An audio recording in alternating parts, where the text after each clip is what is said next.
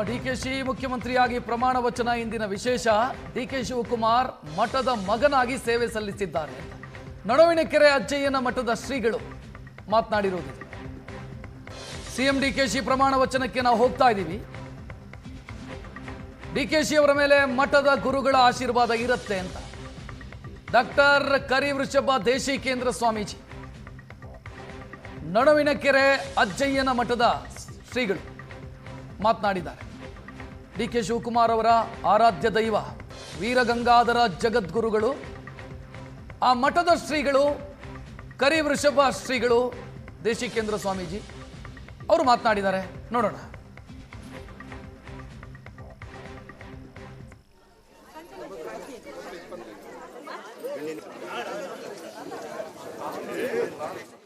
ಹೋಗ್ತಾ ಇದ್ದೀವಿ, ಇನ್ನು ಹೋಗ್ತಾ ಇದ್ದೀವಿ.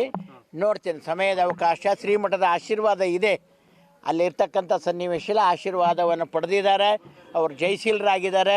ನೀವೆಲ್ಲರೂ ಕೂಡ ಅದರ ಒಂದು ಪರಿಪೂರ್ಣವಾಗಿರ್ತಕ್ಕಂಥ ಅನುಭವವನ್ನು ತಮ್ಮ ಜೀವನದಲ್ಲಿ ಅಳವಡಿಸ್ಕೊಡ್ರಿ. ಎಲ್ಲರೂ ಸುಖ ಶಾಂತಿ ನೆಮ್ಮದಿಯಿಂದ ಧರ್ಮದ ಧ್ವಜವನ್ನು ಹಿಡಿದಿದ್ದಾರೆ. ಅದಕ್ಕೆ ಯಾವ ಆತಂಕ ಇಲ್ಲದಂತೆ ಅವರ ಆಯುಷ್ಯ ಇರುವವರೆಗೂ ನಿಮ್ಮೆಲ್ಲರ ಜೊತೆಗೆ ಬೆರೆತು ಸೇವೆಯನ್ನು ಮಾಡ್ತಕ್ಕಂಥ ಶಕ್ತಿ ಸಾಮರ್ಥ್ಯ ಗುರು ಆಶೀರ್ವಾದ ಅವ್ರಿಗಿದೆ ಅಂತಕ್ಕಂಥ ಮಾತನ್ನು ಹೇಳುತ್ತಾ ಎರಡು ಮಾತು ವಿರಾಮ ಕೊಡುತ್ತೇವೆ.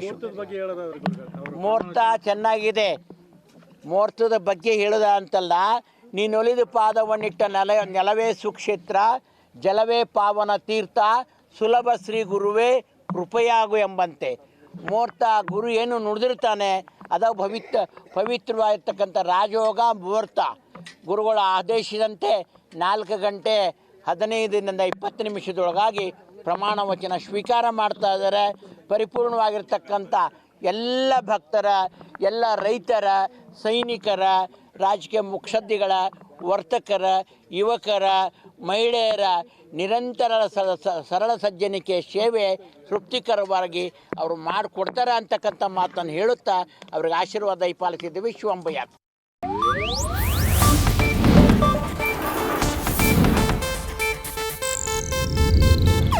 ಇದು ಏಷ್ಯಾನೆಟ್ ನ್ಯೂಸ್ ನೆಟ್ವರ್ಕ್ ಪ್ರಸ್ತುತಿ.